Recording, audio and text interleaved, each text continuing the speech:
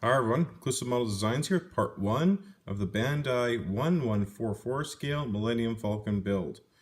Now, I've been getting a lot of emails asking about Star Wars models because I have done one in the past. Actually, I've done a few. But one in particular is the Millennium Falcon from Fine Molds that I've built. And that one was in 1/7 scale.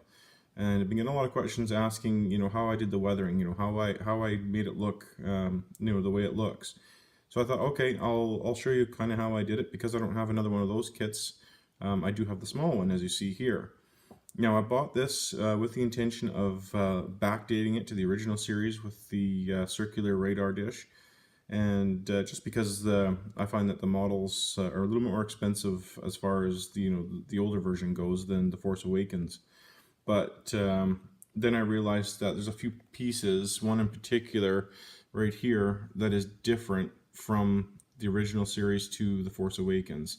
So I thought, you know what, I'm going to keep it the same. I'll do the Force Awakens version of the Millennium Falcon, and maybe I'll do a little diorama scene or something with it.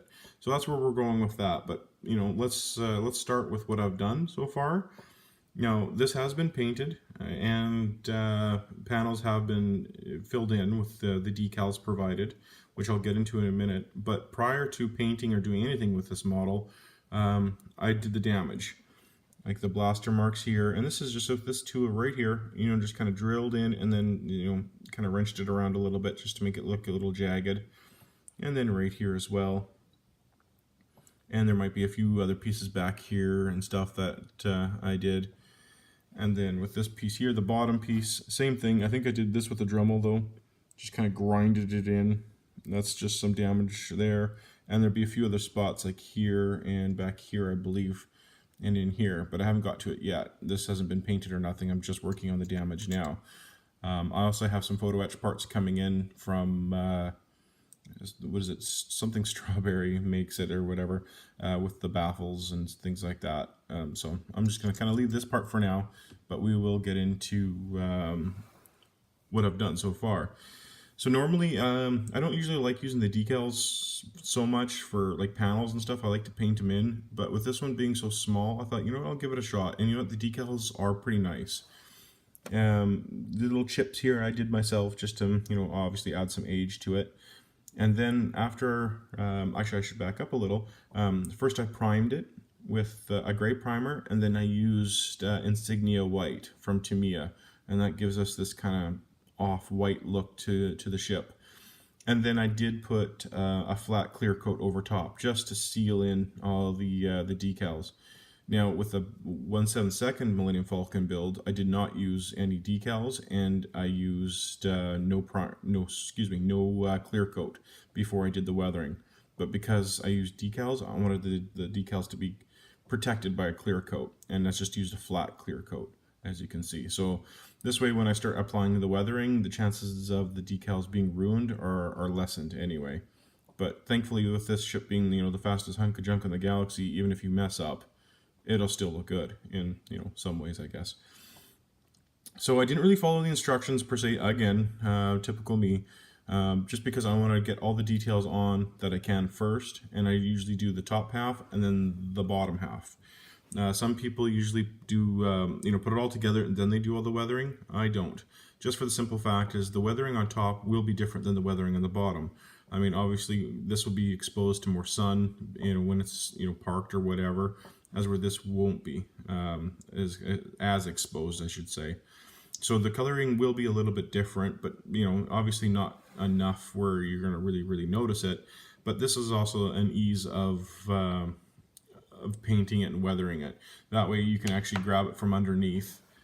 Sorry for the shakiness. That way you can actually grab it and hold one of those little pegs underneath as you move it around and paint it, because if you try to do it all at once, you're going to get fingerprints on it and it just might not look right.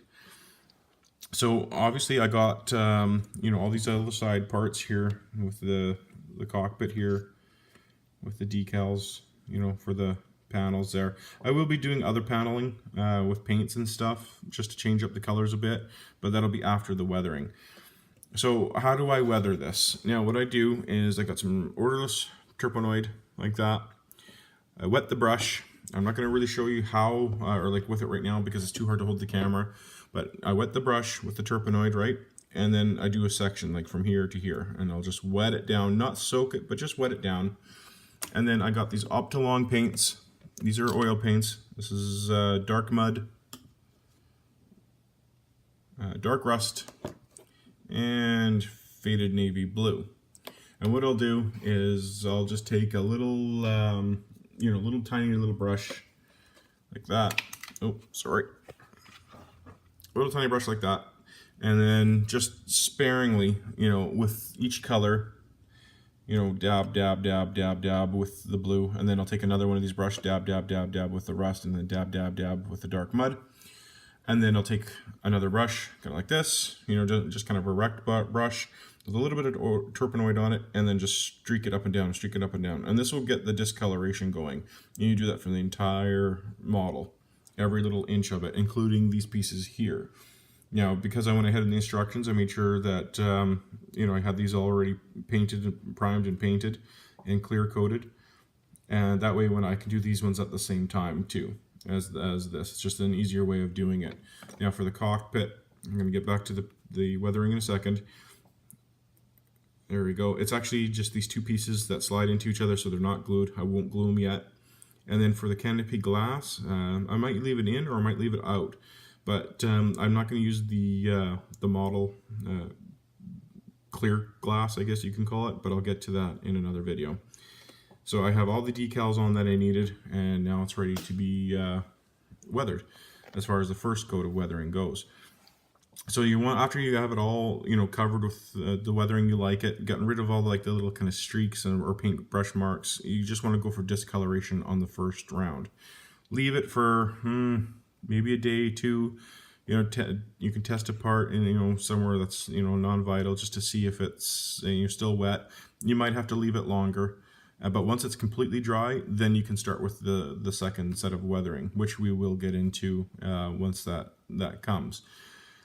So for now, that's pretty much part one of how I'm building this. Again, not following the instructions, just making sure all the parts are pre-fit into place, and then start the weathering from there. I'm trying to think what else there might be for this one.